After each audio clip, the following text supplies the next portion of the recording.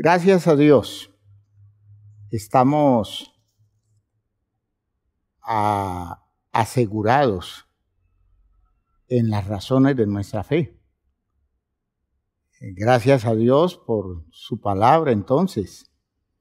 Damos gracias a Dios por lo saludable de la interpretación que nos permite, aportándonos Él su espíritu como recurso para entender a la manera de Él lo que Él mismo dice.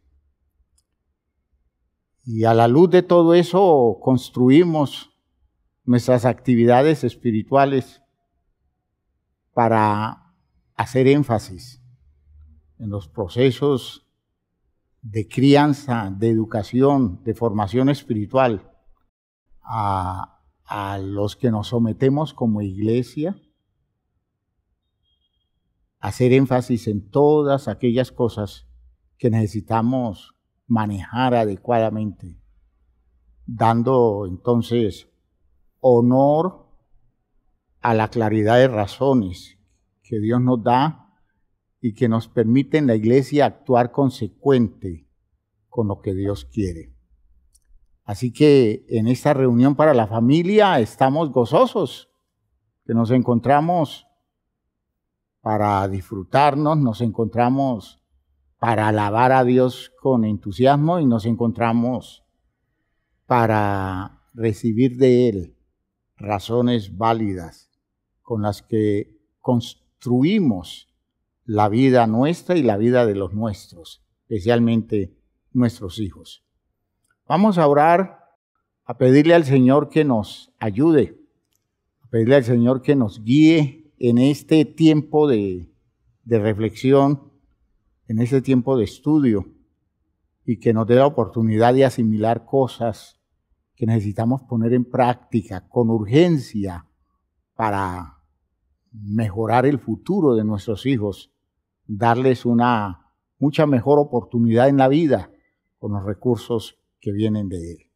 Padre eterno, gracias te damos por todo lo que nos concedes, por todas tus verdades con las cuales nos sostienes, con las cuales nos nutres.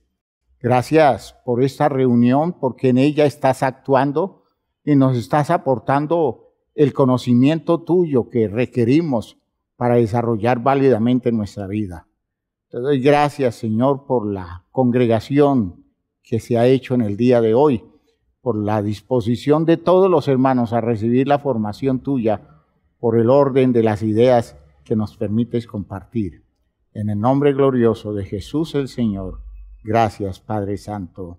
Amén, amén, amén.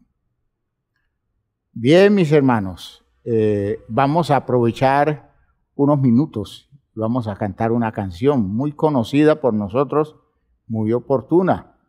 Vamos a decirle a Dios que estamos en su presencia rendidos, dispuestos a escucharlo, sumisos a su voz, a ir donde quiera que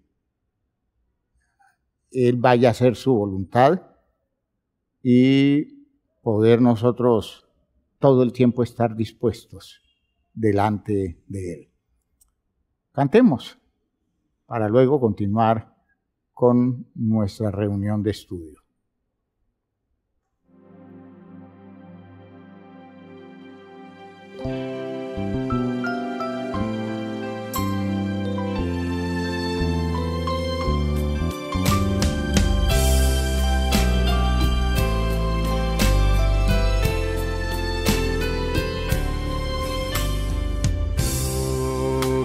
Estar ante ti, mi Señor, dispuesto a escucharte, sumiso a tu voz, a ir donde quieras, hacer tu voluntad. Yo quiero ante ti rendido estar.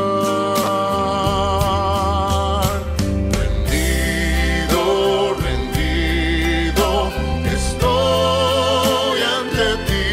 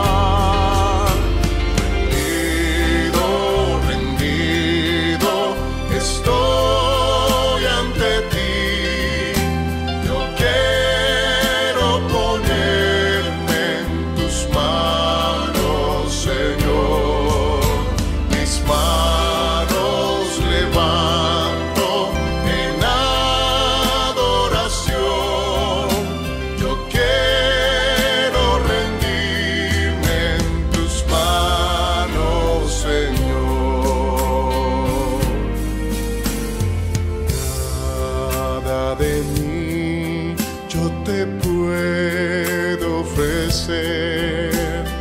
Vengo ante ti, tal como soy. No encuentro palabras para expresar lo que es sentirte cerca y tu voz escuchar.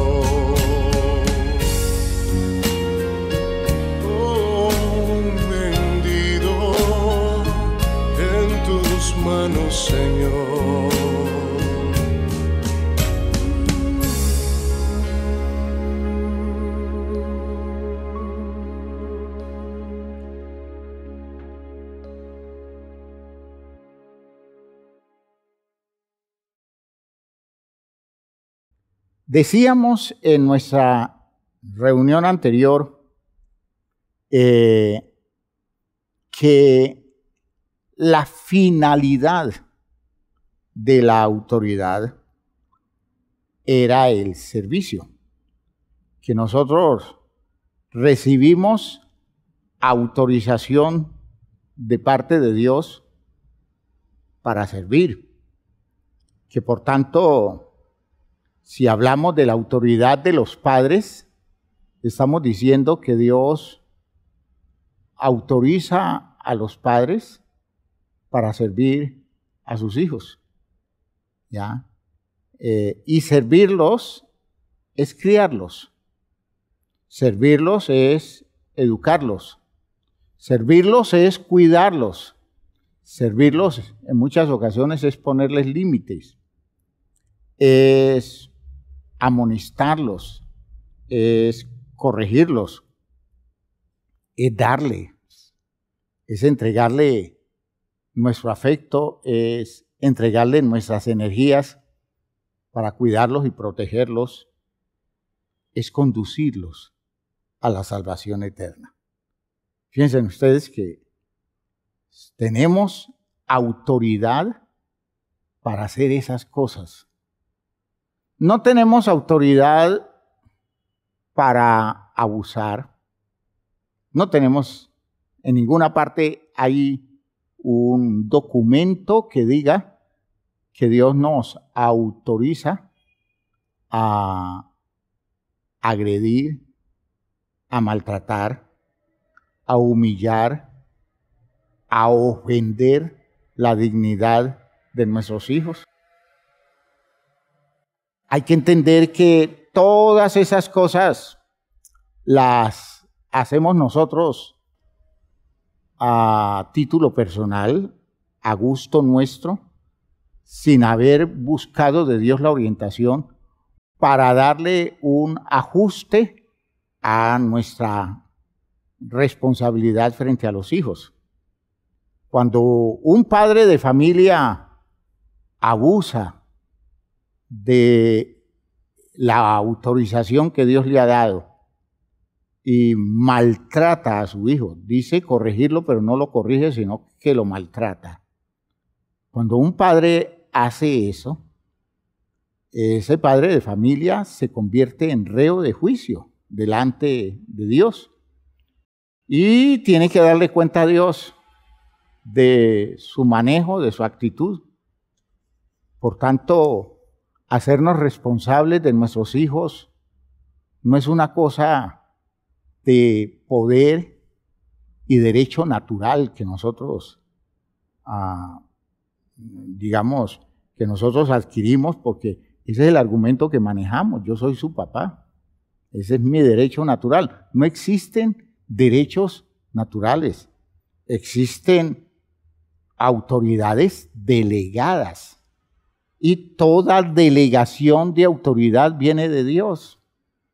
Así que yo no puedo presumir que porque engendré a mi hijo, porque mi hijo vive en mi casa, entonces yo puedo agredirlo a mi manera, decirle las cosas que a mí me ocurra decirlo, y luego decirles que yo soy su papá y tengo derecho a eso.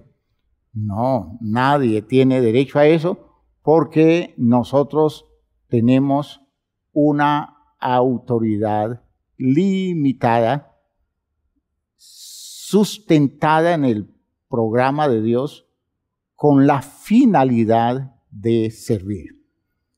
Recuerden que en la reunión anterior nosotros citábamos los textos de Marcos 9, 33 al 35 y el texto de Marcos 10, 42, 45, en donde veíamos o leíamos que Jesús le dice a sus discípulos el manejo con ustedes, en las relaciones que ustedes establezcan dentro de la institución en que ustedes están, que en ese caso sería la iglesia, y corresponde también a las otras dos instituciones de Dios, que son el matrimonio y la familia. Dentro de esas instituciones no se dan las cosas como en el mundo se da. Y entonces él aclara, aquí no es que el que sea mayor tenga el dominio y el manejo de la vida de los otros, sino que aquel que quiera ser el mayor entre ustedes debe ser la persona dispuesta a servirlos. Y ese punto es clave, definitivo, es una cosa de distinción, de claridad particular en el manejo, en el sistema de Dios, en el programa divino, de modo que no se parece a nada de lo que nosotros establezcamos a otro nivel. En los intereses del mundo no hay un afán de servicio, hay un afán de sacar ventaja. La gente quiere estar en el poder para sacar ventaja, y eso es una cosa inmoral en el principio cristiano. Al contrario, la persona que sirve debe buscar adelantar a los que sirve para él convertirse en alguien que los orienta, los dirige, los ayuda y se dedica a buscar su bienestar. Es un servicio que cambia entonces el orden de las prioridades. ¿Ya? El orden de las prioridades en la jerarquía de las instituciones divinas cambia totalmente. ¿Ya? ¿Y qué significa ese cambio del orden de las prioridades? Es que hay que tener claro lo que vamos a buscar en el uso de la autoridad. Hay que tener eso bien metido aquí en la cabeza y que Dios nos guarde de no lograrlo, y que Dios nos guarde de nosotros pervertir ese orden por otro tipo de motivaciones.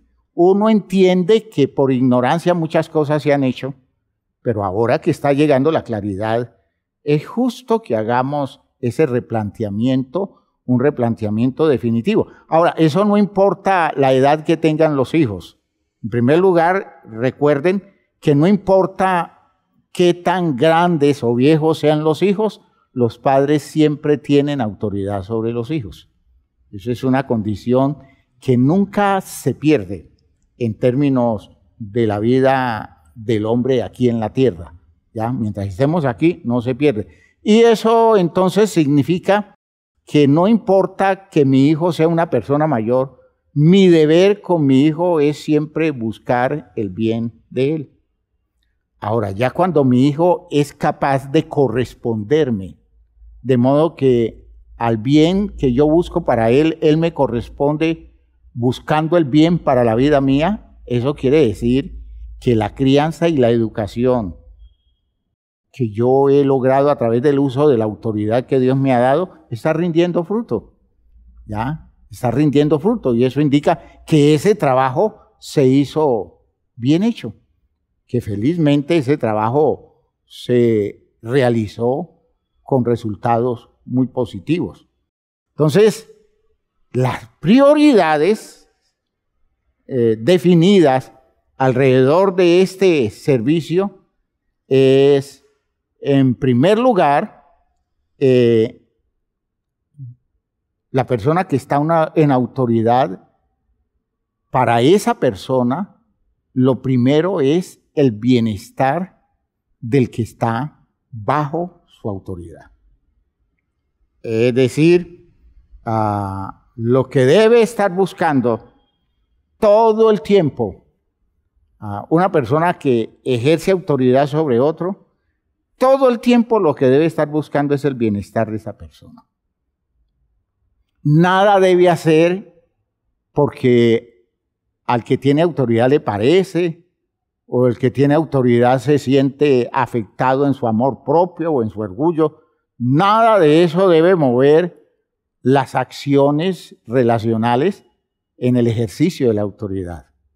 No es porque yo me siento disgustado y porque me tocó mi sensibilidad, entonces yo voy a buscar tal cosa con esa persona. No importa lo que conmigo pase, todo lo que yo haga lo debo hacer en el ejercicio de la autoridad, lo debo hacer es buscando el bienestar de esa persona que está bajo mi autoridad. Si yo ejerzo la autoridad para corregirlo, lo corrijo no en función de la afectación que yo tengo, porque es que él dijo algo o hizo algo que me hirió a mí profundamente y yo como su papá lo voy a amonestar, lo voy a corregir, lo voy a castigar. No.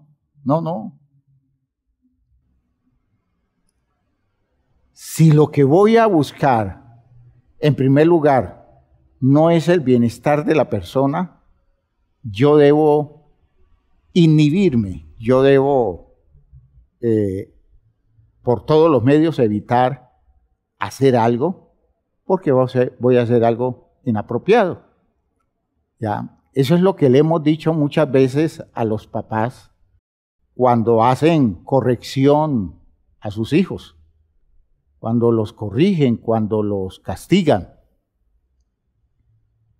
La pregunta que uno le hace al papá o le hace a la mamá, ¿usted por qué lo hace? ¿Ya? Y entonces la persona le dice a uno, es que es mi deber. Yo le digo, eso está bien, pero ¿cuál fue el motivo en esta ocasión para que usted le diera el regaño que usted le dio? Para que usted le diera los 2 correazos que usted le dio. Y entonces me dice, es que él hizo cosas que a mí no me gustan. Ella hizo cosas que a mí no me gustan. Yo le dije a ella que eso a mí no me gustaba. Y lo hizo. ¿Y qué fue lo que hizo que no le gustaba? Yo le dije a ella que, por ejemplo, no hiciera el arroz como lo hizo, no preparara ese caldo como lo preparó. Ella sabe que a mí ese caldo no me gusta. ¿Por qué lo preparó así? Y entonces la castigué para que aprenda a obedecer. yo entonces le voy a decir a esa mamá, mamá, usted abusó de su autoridad, porque nadie le da autoridad a usted a castigar a su hija porque hizo el caldo que a usted no le gusta. ¿Ya? El caldo que a usted no le gusta, usted pudo hacerle un reclamo a su hija y le dijo, y decirle, usted sabe que a mí no me gusta ese caldo, ¿por qué lo hizo? Pero si usted la castiga a ella porque hizo el caldo que a usted no le gusta, no hay ningún documento donde Dios le haya firmado una autorización para usted castigarla por eso. ¿Ya? ¿Por qué? Porque eso no es estar buscando el bienestar de ella. ¿Ya? Que usted le diga, es que usted cuando haga un caldo, piense en que lo que haga no sea simplemente por su gusto, sino buscando la manera de que eso sea agradable a las personas que se tomen el caldo. Eso es otra cosa, pero que usted la castigue porque hizo el caldo que a usted no le gusta, ese no es un principio cristiano. Ahora, que usted me diga, es que yo la corregí porque llegó muy tarde a la casa, llegó a medianoche a la casa dando una imagen muy grosera, una imagen muy fea, y ella sabía que a la casa no puede llegar sino a esta determinada hora por principio, porque es que a esa hora ella no tiene por qué estar en la calle. Y eso es un principio de vida que tiene que ver con su bienestar, porque está exponiéndose, porque está donde no debe estar y porque está creando una zozobra en su casa y está exponiéndonos, porque si ella entra a la casa a las 12 de la noche, aunque tenga llave, ella nos expone a nosotros que estamos allí, porque alguien puede aprovecharse de ese momento en que ella entra a la casa y muchas otras razones. Entonces yo le digo, claro, eso es digno de amonestación.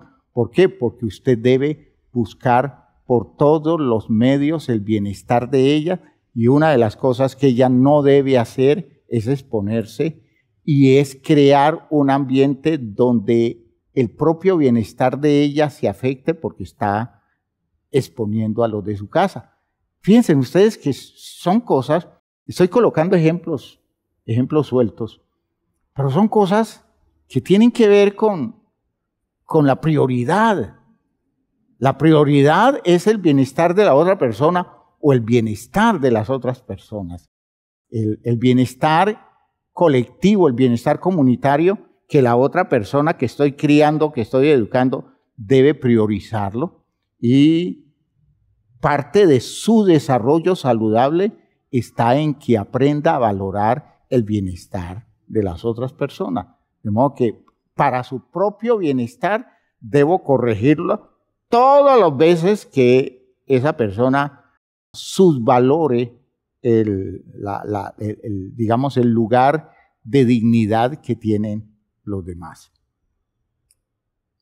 Por eso, cuando usted castiga a su hijo, porque usted tiene rabia, o lo que hizo su hijo le produjo tanto malestar y tanta ira, que usted no puede esperar 1 minuto, 2 minutos, porque su ira tiene que desahogarla dándole correa, dándole con la mano a su hijo. Cuando usted hace eso, usted no está buscando el bienestar de su hijo. Cuando usted hace eso, usted está simplemente cobrándole a su hijo algo que le hizo a usted. Y entonces, en ese ajuste de cuentas, usted no está pensando en el bienestar de su hijo, sino en el cumplimiento de su venganza. Por eso, cuando un papá, cuando una mamá agrede a su hijo, así lo digo, castigándolo, a veces amonestándolo, en un momento en que está con mucha ira, esa persona está haciendo abuso de su autoridad. ¿Por qué? Porque en ese instante no está pensando en el bienestar de su hijo. En ese instante está pensando en su malestar personal.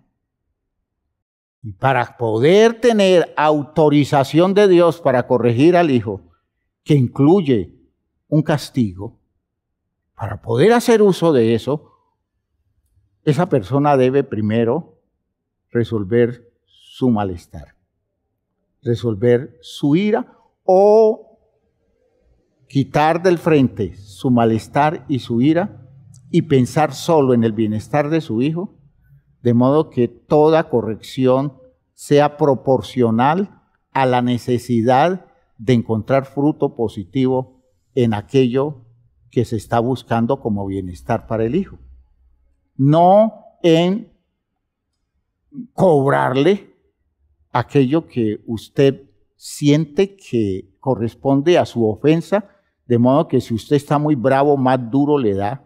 Si usted está más ofendido, más agresivo es en el castigo, y usted está usando una medida que no se ajusta a la autorización. Nadie le ha dado derecho a hacer uso de ese espacio para corregir a su hijo en función de una razón que no es válida.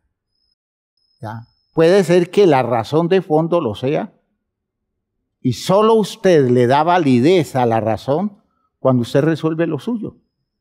Y resuelve lo suyo superándolo, y resuelve lo suyo aceptando ser defraudado, porque es lo que a veces nos queda más duro, aceptar ser defraudado.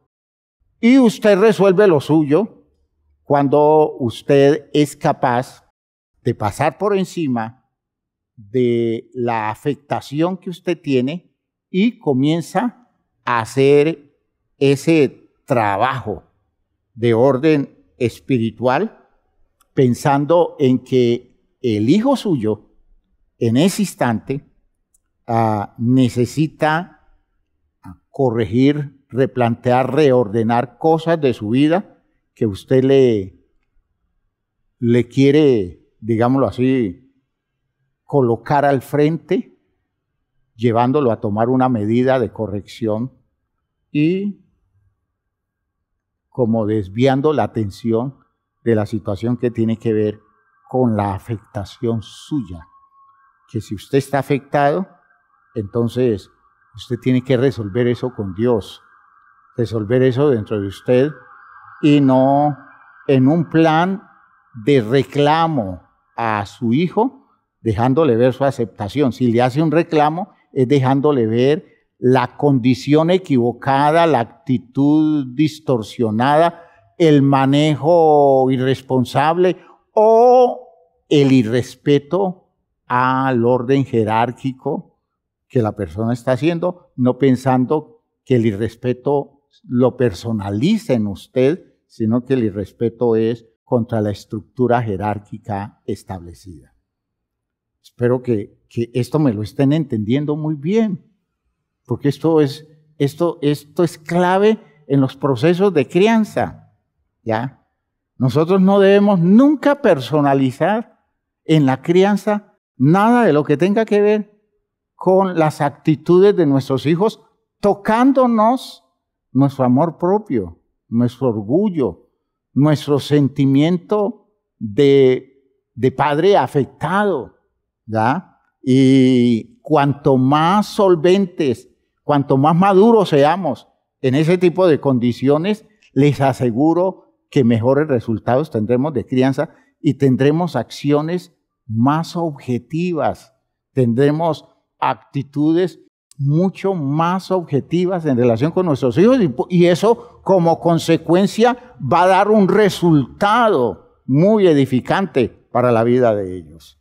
Entiendan, hermanos míos, que es a esto que se refiere el apóstol Pablo en la carta a los Colosenses. Lo hemos leído ya en el estudio de este tema.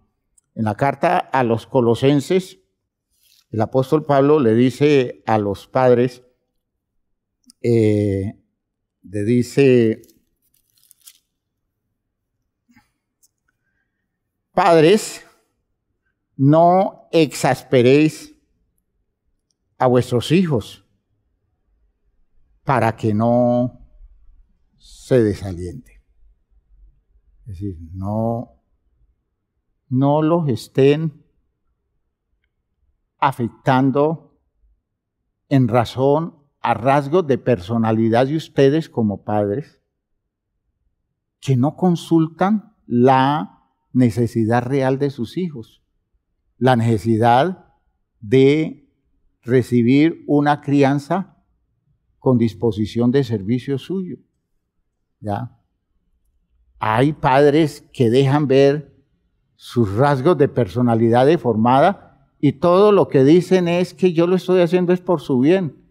Y por su bien lo único que expresan es su neurosis o expresan todas sus angustias o todos sus, podríamos decir, todas sus afectaciones producto de muchos traumas, y entonces todo eso lo expresan de una forma agresiva frente a los hijos, y aunque lo estén haciendo en función de cosas que deben corregir a los hijos, la corrección, la razón primera de la corrección no es el problema de los hijos, sino el problema que tiene el papá o el problema que tiene la mamá.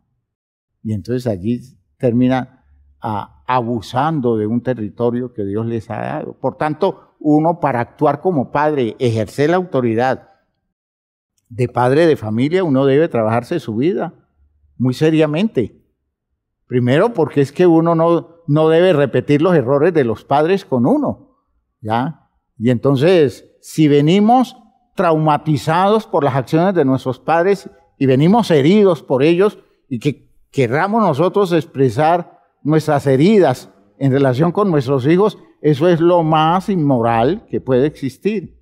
Pero por otro lado, cuando yo, por la misma afectación del trato de mis padres, yo digo, es que yo a mis hijos no los quiero tocar de ninguna forma porque yo no quiero que ellos vivan la experiencia que yo viví. Cuando lo tiro hacia el otro extremo, pensando en que estoy huyendo del problema que yo viví, simplemente estoy dejando que el problema que viví tenga territorio en la crianza de mis hijos, y tampoco, ¿ya? Tampoco no es hacer lo mismo que hicieron conmigo, y no es colocarme en el extremo opuesto de lo que hicieron conmigo, porque en ambos casos estoy haciendo una terrible crianza, porque en el centro no está la necesidad de bienestar de mi hijo, sino que en el centro está mi necesidad por la afectación que tuve yo en mi experiencia de crianza.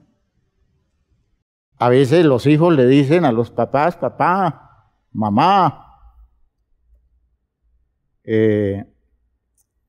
usted ha sido muy agresivo, los hijos ya crecidos, usted ha sido muy violento, usted ha sido una persona muy cruel. Y el papá o la mamá les dicen, no, agradezcan que yo no hice con ustedes lo que mi papá, lo que mi mamá hizo conmigo. ¿Qué le tiene que agradecer si al final terminó repitiéndolo en una actitud distinta, pero con las mismas características? ¿Ya? A veces la actitud es la opuesta, de modo que los niños terminan dañados porque todo se les permite, porque no se les puede decir nada. ¿Por qué? Porque es que yo no quiero que mis hijos terminen tan agredidos como terminamos nosotros. No, con mis hijos no. Y con mis hijos nadie se mete, porque yo quiero que ellos crezcan libres de todos esos traumas. Entonces les estoy formando todo un ambiente totalmente equivocado en el orden contrario. ¿Por qué? Porque no está primero el bienestar de quien está bajo la autoridad, sino que primero está el bienestar de quien está ejerciendo autoridad. Por eso, en esa visión de las cosas, hay algo que comienza a tomar mucho cuerpo en este análisis que estoy haciendo, y es la capacidad que yo tengo de ver la necesidad de mi hijo por encima de todas las cosas que tienen que ver con mis espacios relacionales con él. Yo puedo tener un territorio relacional con él acomodado a lo que yo quiero y no siempre ajustándolo a lo que él necesita. Y cuando eso lo manejo desde esa perspectiva, estoy necesariamente afectándolo. Estoy necesariamente afectándolo. Los resultados no van a ser buenos. ¿Por qué? Porque en el centro no está él. Ahora, uno tiene dificultades para en la crianza colocar los hijos en el centro. De hecho, uno tiene esa dificultad. Y uno tiene que pedirle a Dios que le trabaje la visión objetiva. No lo que a uno le parece, sino lo que realmente se está dando como necesidad en ese muchacho. Se está dando como necesidad en esa muchacha. Es algo muy, muy, muy particular en donde yo no puedo siquiera hacer términos de comparación con las cosas que se dieron en la vida mía, pensando que el hijo mío está sintiendo las cosas como yo las siento. Eso no es cierto, porque es que él tiene otro ambiente, él creció en otro ambiente, él creció bajo otros patrones distintos a los míos, y porque por otro lado, él es una persona totalmente distinta a lo que yo soy. Entonces, primero es el bienestar de quien está bajo autoridad. Y si eso no es así, no estoy ejerciendo autoridad, sino que estoy haciendo uso de unos privilegios para sacar ventaja. Y quien está sacando ventaja soy yo, no estoy dándole ventaja real a mi hijo o a la persona que está bajo mi autoridad. Espero que esto me lo estén entendiendo muy bien. Porque es que, por otro lado, nosotros no nos hacemos conscientes de qué tanta validez hay de lo que hacemos con ellos. ¿Ya? ¿Y para dónde le estamos tirando la vida? ¿Hacia dónde le estamos dirigiendo la vida a un muchacho cuando nosotros lo colocamos a funcionar en cierto orden existencial? Nosotros no analizamos eso, no tenemos en cuenta. ¿Y eso para qué? ¿Y eso a dónde lleva las cosas? ¿Y eso qué efecto produce en la otra persona? En ese caso, en nuestro hijo que está bajo nuestra autoridad. ¿Ya? ¿Qué fruto voy a sacar de esa postura mía, de esa actitud mía? Y pensando en el bienestar de ellos, yo debo cuidarme mucho de las cosas que haga, que diga, las posiciones que tomo, porque en la crianza los modelos afectan, los modelos inspiran, para bien o para mal, pero inspiran. Y entonces, si es pensando primero en el bienestar de quien está bajo mi autoridad, yo debo ser muy cuidadoso en las cosas que muestro en función de mis intereses. Por eso cuando uno está criando, uno descubre que tiene que renunciar a muchas cosas de su gusto personal pensando en el bienestar de sus hijos. ¿Ya? Tiene que renunciar.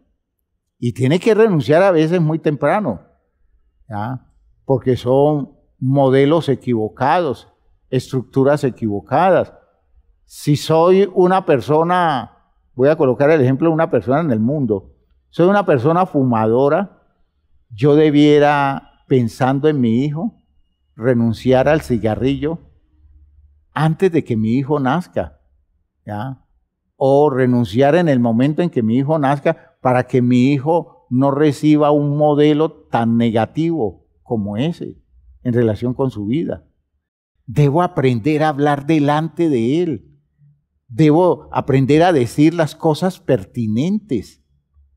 Debo, por otro medio, a temperarme y dejarle ver una condición equilibrada que le va a servir mucho más para su desarrollo que verme a mí como un volcán que a veces está apagadito y se ve como una montañita indefensa, pero en un momento a otro entra en erupción y ya llega el día en que el niño ve ese volcán y dice, yo allí no me acerco, porque no sé en qué momento va a botar fuego, va a producir esos efectos de mala disposición que tiene.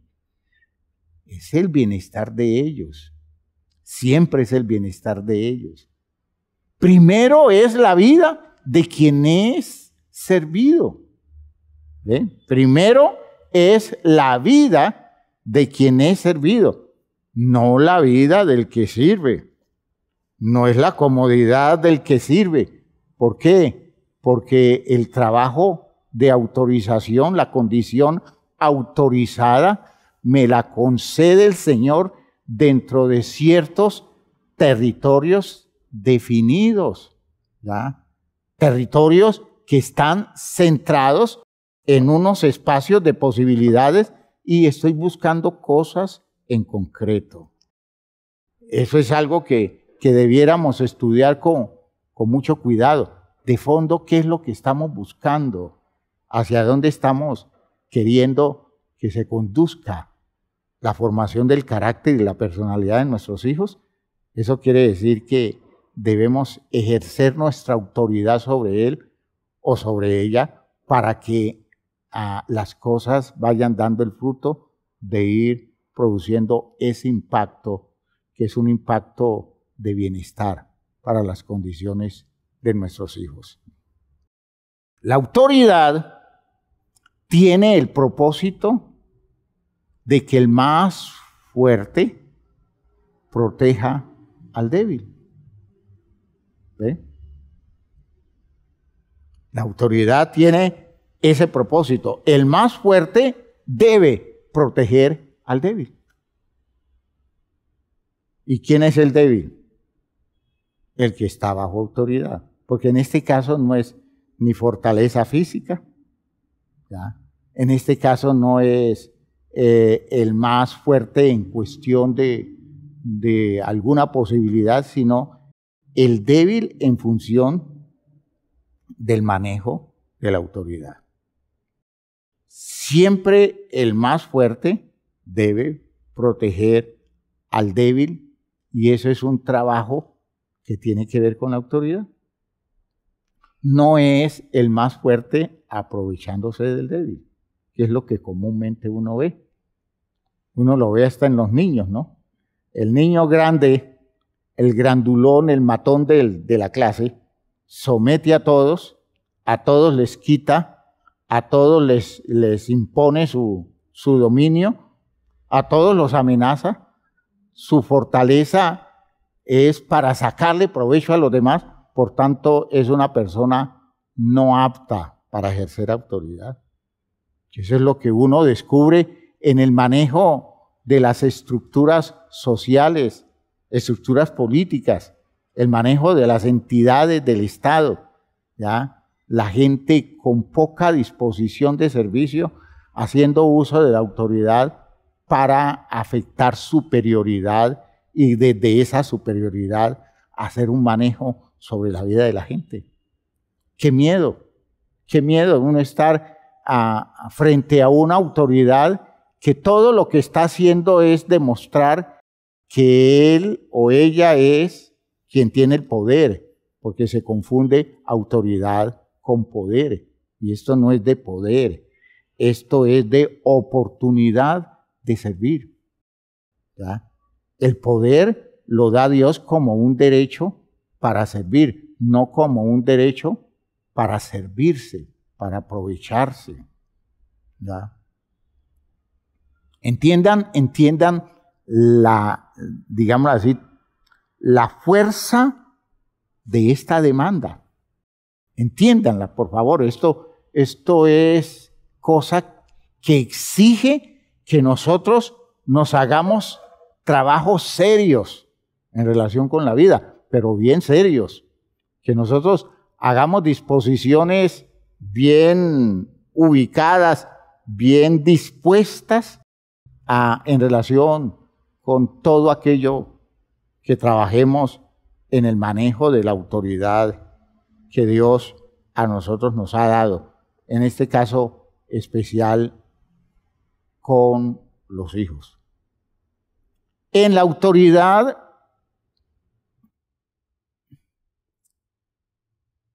se propone o se busca que el verdadero poder se establezca a través del ejemplo, a través, es decir, que la ascendencia se evidencie como modelo y no como algo que se impone a la fuerza. Porque si es modelo, si es a través de lo que se ve en mí, si es a través de lo que yo vivo, estoy estimulando, inspirando, estoy induciendo a la persona a que haga las cosas que corresponden. Y allí estoy ejerciendo autoridad. De modo que cuando yo soy un buen modelo, estoy haciendo uso de una autoridad. Cuando tengo una ascendencia y sirvo de inspiración, estoy haciendo uso de una autoridad. Y no debe ser ese tipo de autoridad en donde está la obligación, la imposición de decir usted tiene que hacer esto, usted le corresponde hacer esto, pero cuando se va a mirar la condición de quien da la orden, la condición de aquel o de aquella persona que establece la norma y la impone, se descubre que esa persona no se ha movido dentro de la norma. Entonces es una autoridad enojosa, es un manejo de autoritarismo, es una persona que pierde la ubicación en el derecho, porque si lo que está buscando es el bienestar del otro, el bienestar del otro debe garantizarlo a través de las actitudes comprometidas del que tiene autoridad. Fíjense ustedes que hablando de la crianza, ejerciendo autoridad en la crianza y en la educación, nosotros debiéramos entender que eso es lo mínimo que se nos demanda. Poder no es tener capacidad para pegar un grito y decirle a la persona, usted haga tal cosa, porque es que yo hice mandar. Poder es tener la capacidad de decirle a la persona, las cosas se hacen así. ¿Ya? Miren cómo me comporto yo y entienda que eso es lo que conviene en el comportamiento. ¿Ya? Y si yo le digo que usted haga eso, es porque yo lo hago.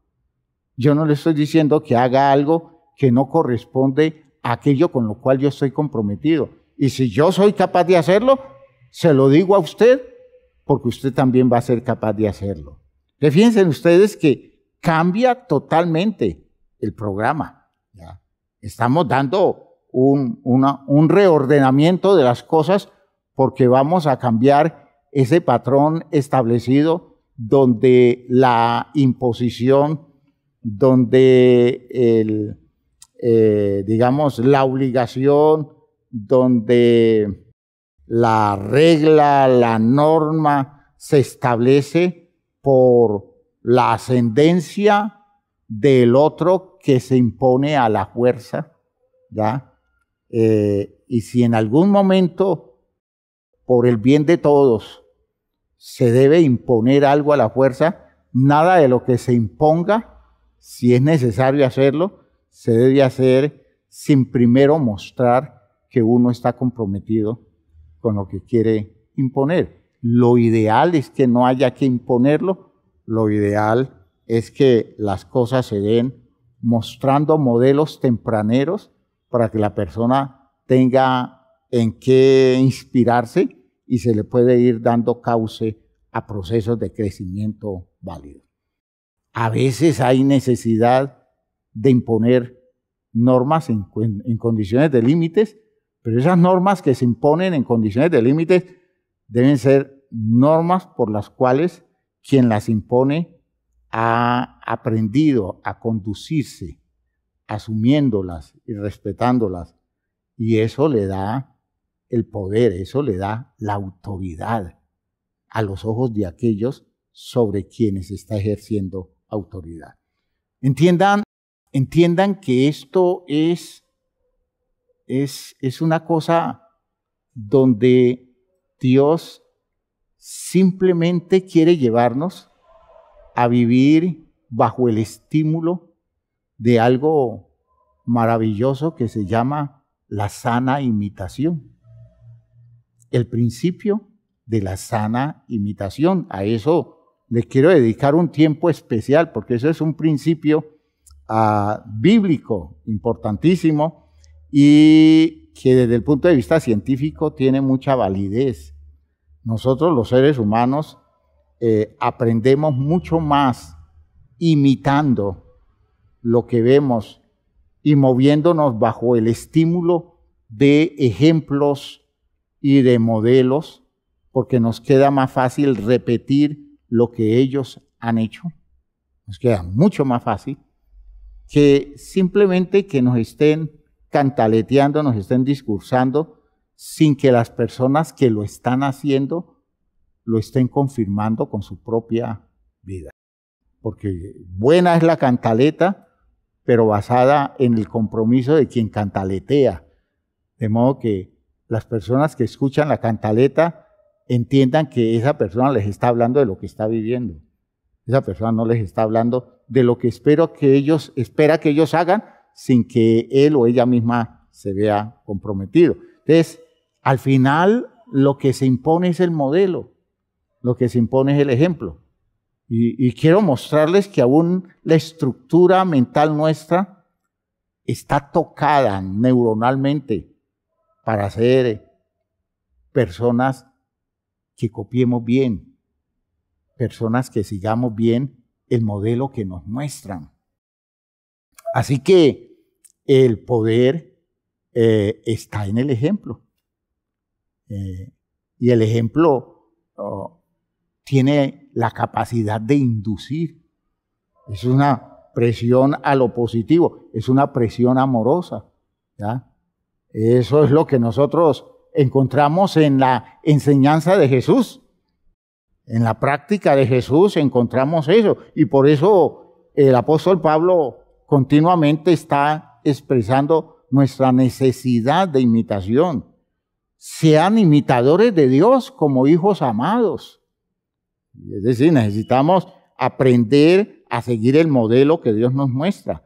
Y hay cosas en las que Dios nos da un modelo. Si Dios nos lleva a nosotros a tener, o si Dios nos muestra su misericordia para con aquellos que se han comportado mal con Él, ¿qué nos está diciendo? Hagan ustedes lo mismo. Pablo también nos dice que seamos imitadores de Él, es decir, un hombre que se muestra como ejemplo. No dice, sigan lo que Dios dice, no me vean a mí, que ese es el argumento de los desubicados y los irresponsables que no tienen derecho a ejercer autoridad. Pablo dice, no, sean imitadores de mí, así como yo soy imitador de Cristo, y actúen conforme a los que así se comportan, ¿ya? Actúen consecuentes con la actitud que toman personas que hacen las cosas de la manera adecuada a través del modelo que reciben. En la carta del apóstol Pablo a los filipenses, Pablo está diciéndole a los filipenses en el capítulo 4, versículo 9, lo que aprendisteis y recibisteis y oísteis y visteis en mí, esto haced. Aprendisteis, recibisteis, oísteis y visteis. ¿Ya? Aprendieron oyéndolo y viéndolo. Recibieron a través de la práctica y a través, a través del mensaje, del concepto, y a través del ejemplo, recibieron a través del amor. Oísteis la forma de actuar de Él, la forma de hablar de Él, su enseñanza. Y visteis, más claro no puede ser, su modelo de vida. Todo eso en mí, lo que aprendisteis, recibisteis, oísteis y visteis en mí, esto haced. Y entonces Él les hace una promesa, y el Dios de paz estará con vosotros. Esto los conduce a la paz. Esto los conduce a la paz. Si ustedes siguen el modelo que yo les muestro, ustedes van a obtener paz. ¿Qué quiere decir? Que Pablo era un hombre de paz. Pablo vivía unas experiencias de paz maravillosas. Y dice, hagan lo mismo y les irá bien. Eso les dijo Jesús. Recuerden a sus discípulos. ¿Ya? Aprended de mí. Aprended de mí, que soy manso y humilde de corazón, y hallaréis descanso para vuestras almas. ¿Ya? Es cosa de mostrarse como modelos, y eso es parte del ejercicio de la autoridad. Escuchen, es componente vital. Si yo quiero ser autoridad en las propuestas, en el plan de Dios, con las instituciones que vienen de Él, yo debo prepararme para ser un modelo válido. No debo convertirme en una persona que sepa ponerle condiciones a los demás, imponerle órdenes a los demás, sino personas que puedan ver y puedan imitar, y al imitarme puedan recibir la edificación que necesitan para el bienestar de sus vidas. Así que, por favor, entiendan, hermanos míos, ¿ya? Esto es un trabajo. La autoridad es una cosa de trabajo, es una cosa de enorme valor espiritual, pero no se reduce ese valor al hecho del manejo de ciertos criterios para poner a los demás a funcionar. La autoridad es todo lo que yo puedo hacer por sacarle adelante la vida a las personas que Dios coloca bajo mi autoridad. El recurso fundamental de la autoridad entonces es el amor. Es el amor. Y no la espada. Fíjense que son dos ideas en oposición. ¿Ya? El amor como aquello que yo hago todo el tiempo pensando en el bienestar del otro. Eso es amor.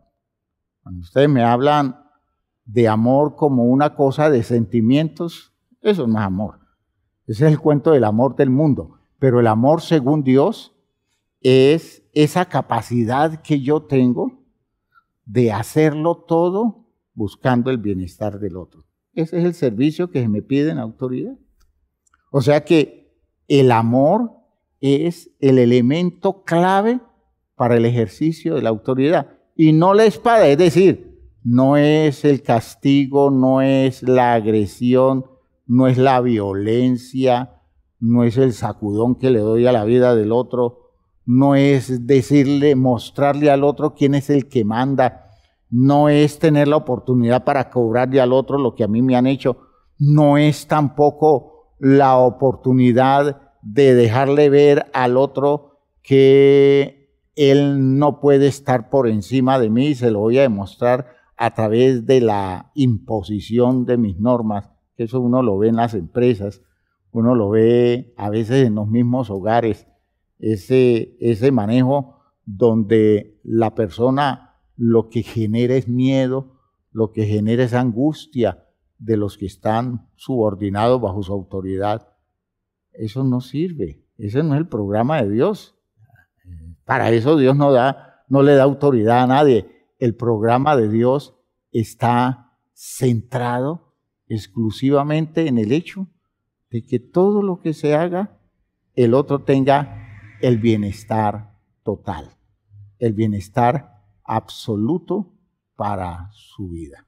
Por tanto, el recurso fundamental es el amor. Recuerden ustedes que en la primera carta a los Corintios, cuando el apóstol Pablo, en el capítulo 12, les dice a los discípulos acerca de los ministerios, él les dice a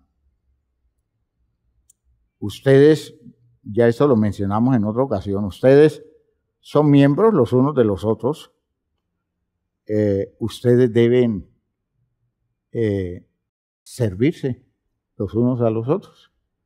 Y entonces dice en el capítulo 12, versículo 27, vosotros pues sois el cuerpo de Cristo y miembros cada uno en particular.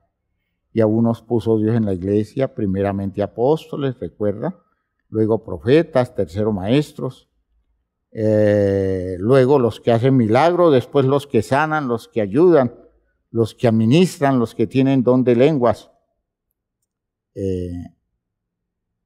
Dice, ¿son todos apóstoles? ¿Son todos profetas? ¿Todos maestros? ¿Hacen todos milagros? ¿Tienen todos dones de sanidad? ¿Hablan todos lenguas? ¿Interpretan todos? Fíjense que en todo eso Pablo está pensando en formas de servir. Pero recuerde que decíamos en la reunión anterior que los ministerios son elementos de autoridad. Es decir, cuando uno tiene un ministerio, tiene una autoridad en ese campo. ¿No? Que los ministros ejercen autoridad, pero el término ministro, en su origen, no está indicando un colocarse en alto, porque ministro, ¿ya?, es la condición del que está abajo. Mini está por debajo, que es distinto a la condición del magíster, ¿ya?, del magíster, del que está por encima, del maestro que está por encima, del que está arriba. El ministro es simple siervo, pero ese siervo tiene una autoridad. Miren la idea cómo se maneja en la Biblia. Ese siervo tiene una autoridad. ¿Cuál es esa autoridad? El ministerio. Y esa autoridad que tiene, ¿cómo la ejerce? Sirviendo. Sirviendo. No es para otra cosa, sino para servir. No es para mostrarse grande, sino para ponerse al alcance. No es para decirle al otro que tiene lo que el otro no tiene. Es para decirle, aquí me lo ha dado Dios para que usted reciba beneficio. Es esa la razón, ¿ya? Por tanto, los ministros no son para ser elevados, sino que los ministros son para ponerse al alcance de todos, ya lo dijimos. Y entonces, Pablo les dice a ellos, en ese sentido, procuren, versículo 31, les dice, procuren pues los dones mejores. Sí, si quieren servir, busquen lo mejor para servir. A veces lo mejor para servir no es lo más llamativo, sino la condición que en ese medio ambiente, que en esa sociedad, en esa congregación o en ese momento histórico es más necesario. ¿Ya? Busquen los dones mejores. ¿Qué es lo mejor? Lo que realmente se necesita.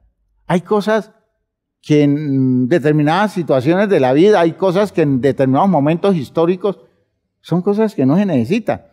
No que uno no va a resolver lo que no se necesita. Uno resuelve son necesidades y las necesidades tienen que ver con situaciones concretas. Entonces, cuando él les dice busquen los mejores dones, no se está refiriendo a los más llamativos, sino a los que representan,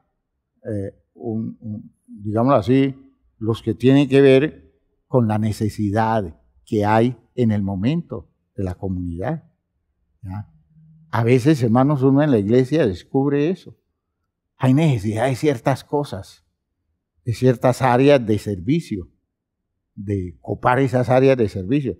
Y uno se pone a buscar en la iglesia y en la iglesia no hay gente dispuesta a eso. ¿Por qué? Porque es que la gente está buscando otro tipo de cosas. No es extraño que a una persona le digan, oiga, ¿usted por qué no viene mañana antes del culto y nos ayuda a organizar las bancas? Y esa persona dice, no, lo siento mucho. Yo no estoy para organizar bancas. Yo estoy es para predicar la palabra. Pastor, si usted me dice que predique mañana, yo predico mañana. Pero no me pongan a organizar bancas porque yo no sirvo para eso. Fíjense ustedes que no hay disposición para resolver necesidades porque todo el mundo está pensando es en lo más llamativo, ¿no? A veces yo me cuestionaba muy temprano ese deseo que tenía yo de estudiar medicina. ¿Ya? Y me lo cuestionaba porque yo buscaba que hubieran suficientes razones objetivas en mí para estudiar medicina y que no fuera de pronto el peso de la importancia social de una profesión, de una carrera que me moviera, ¿ya? Y de las cosas que yo le pedí a Dios es, Señor, ayúdame que en eso sea muy claro. No en el hecho de que me guste o no me guste, porque es que a veces la gente se reduce a los gustos y uno debiera tener muchos gustos. En términos de profesión, a mí me hubiera gustado estudiar matemáticas, me hubiera gustado estudiar física, a mí me encantaba estudiar química, a mí me llamaba la atención todo lo que tuviera que ver con biología, ¿ya? Me llamaba la atención todo lo que tuviera que ver con áreas del conocimiento, me encantaba la teología, me llamaba la atención tantas cosas, que si yo hubiera escogido cualquiera de ellas, sé que no me iba a aburrir, sé que me iba a gustar. La cosa es que desde el punto de vista de mi formación cristiana, llegó el momento en que entendí que lo que yo hiciera debiera prestar algún servicio. Así lo entendí porque lo entendí desde mi formación creyente. Mis decisiones en ese campo no fueron decisiones únicamente impulsadas por el deseo de conocer algo o meterme en un campo del conocimiento, sino buscar algo que produjera resultados de servicio pensando en la iglesia. Y una de las cosas que noté es que en la iglesia, en esa estructura de iglesia en la que yo estaba, no había médicos. Sabía que habían 2 médicos en el país. Era lo que yo conocía. Uno que ya llevaba mucho tiempo, otro que apenas estaba terminando, y yo, que tenía el deseo de estudiar medicina. ¿Ya? Y entonces dije yo, esto es algo bueno. ¿Ya? Afortunadamente, eso me movió. Porque si no hubiera sido eso, en medio de todas las dificultades que tuve que enfrentar, yo hubiera renunciado. Pero estaba movido por otro impulso, por otro interés. Le agradezco a Dios eso. Cuando llegó el momento de tomar decisiones para el ministerio, lo hice con la misma perspectiva y pensando en el bienestar de la comunidad que Dios nos había entregado en la Iglesia Apostólica, acompañando el trabajo de un hombre que me inspiraba, ver en acción y en el compromiso al hermano Campo, estar cerca de él en esos momentos críticos, no solo estar movido por el interés de ayudarlo, de cuidarlo como una persona mayor y estar al lado de él, sino inspirado por todo lo que él veía como lo veía. Entonces va apareciendo es la vocación de servicio, el interés por las personas. Y eso se lo debo a mi formación espiritual. Le agradezco a Dios eso. De modo que en el ejercicio de autoridad, pensemos en todo eso, que Dios nos forme en ese orden, que Dios nos cambie esas mentalidades. En todo lo que nosotros hagamos, puede ser cualquier profesión que nos guste y estemos metidos en ella, busquémosle el lado al servicio. Descubramos que si Dios nos da autoridad en ese campo, porque manejamos el conocimiento en ese campo, que nosotros tengamos desde allí cómo prestar un servicio, que se pueda hacer algo por el beneficio de los demás. Me encanta cuando una persona me dice, pastor, yo quiero estudiar esto porque estaba pensando en cómo con esto servir a la iglesia. Me encanta, me entusiasma cuando un muchacho me habla así. Puede ser que con el paso del tiempo viva sus crisis, pero eso va a ser la base de algo en lo cual Dios va a expresar una bendición enorme. Dios nos ha bendecido con la profesión de muchos de ustedes. Dios nos ha bendecido con la actitud de muchos de ustedes, aportando la ascendencia que tienen en diferentes campos para el beneficio de los demás. Pero si usted está centrado solo en lo suyo y usa a los demás en función de la ascendencia que tiene, no para los demás, sino a los demás para beneficio propio, usted está desenfocado y usted va a perder todo mérito de parte de Dios. Que Dios nos ayude, que Dios nos inspire, que Dios nos coloque en el territorio válido del servicio. Cuando uno va terminando las carreras de estudio, uno dice, lo que yo entendía de esto era muy poquito. Uno está lleno de ideales, de conceptos fantásticos. Cuando conoce por dentro una profesión, uno dice, esto es otra cosa. Pero si la motivación original está allí, por allí se va dirigiendo todo. Por allí se va metiendo todo y Dios sabe cómo colocarnos donde debe colocarnos. Por favor, sirva. Si usted es un padre, sirva a sus hijos lo mejor que puede y Dios le va a dar todos los recursos que necesita, pero no haga uso de la autoridad para servirse usted, porque usted le va a hacer daño a todo el sistema que esté alrededor suyo y usted va a perder todo tipo de bendición que pueda llegarle de parte de Dios. Dejemos allí. Que Dios nos ayude, que Dios nos dé la oportunidad de entender estas cosas lo mejor posible. Por eso cuando alguien me expresa que quiere hacer algo que le va a costar, le va a demandar, le exige sacrificio, pensando en bendecir la iglesia, pensando en bendecir su familia, pensando en bendecir sus hijos, yo le digo, Dios lo va a ayudar, Dios va a estar con usted. ¿Por qué? Porque usted quiere el bienestar de los que están con usted. Y Dios va a perfeccionar eso. Dios le va a mostrar por dónde es. Solo que nunca pierda de vista el objetivo y nunca lo cambie. En el camino no lo cambie. Y no se ponga a buscar cosas para usted. Ya usted definió que lo está haciendo en función del bienestar de mucha gente. Hágalo.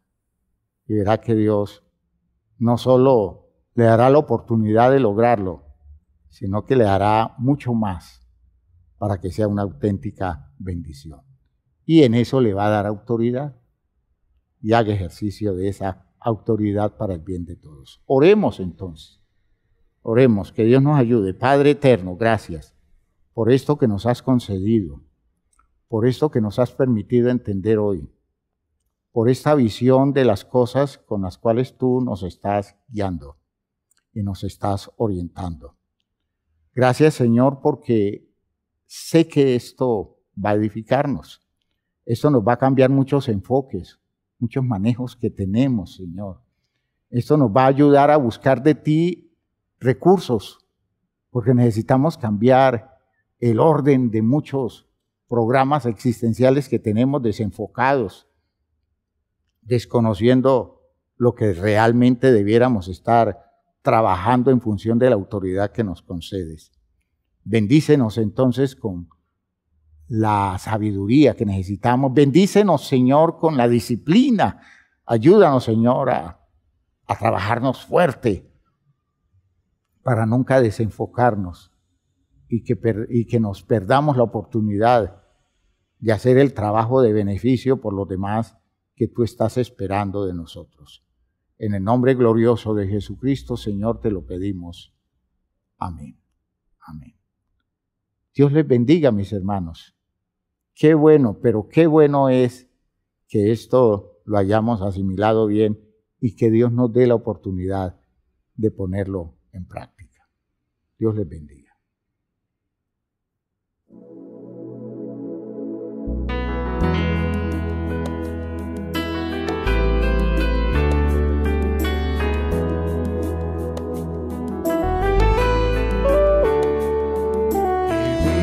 En un mundo a la deriva sin control, en medio de una sociedad sin rumbo y dirección, mas siempre habrá esperanza y un futuro siempre habrá, si en nuestro Dios confiamos y en su iglesia hallamos paz. Y es su iglesia que me guía y me consuela si hay dolor. Ella cuida bien mis pasos y me brinda eterno amor. Es el faro del Señor que me ilumina al caminar, y es también la fortaleza que protege en todo mal.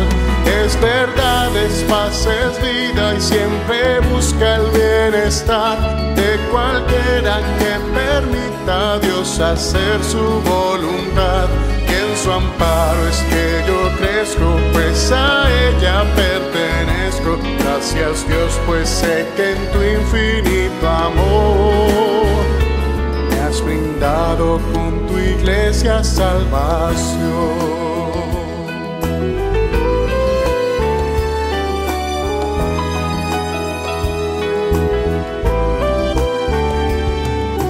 Bueno es entender lo que la iglesia puede hacer, cuando a través de ella Dios nos muestra su poder.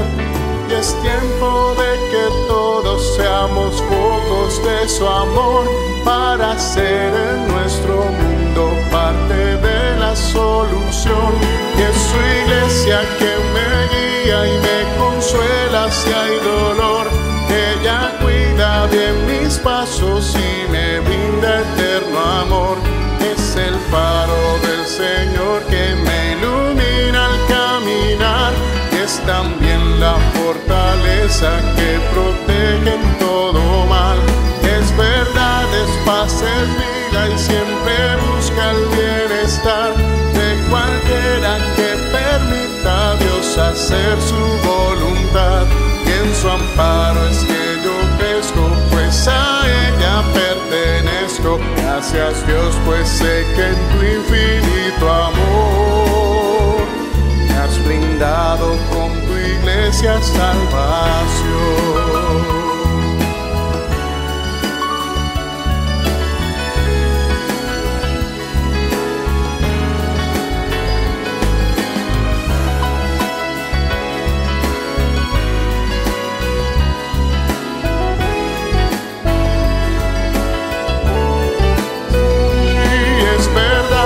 Paz es vida y siempre busca el bienestar de cualquiera que permita a Dios hacer su voluntad. Y en su amparo es que yo crezco, pues a ella pertenezco. Gracias Dios, pues sé que en tu infinito amor me has brindado con tu iglesia salvación.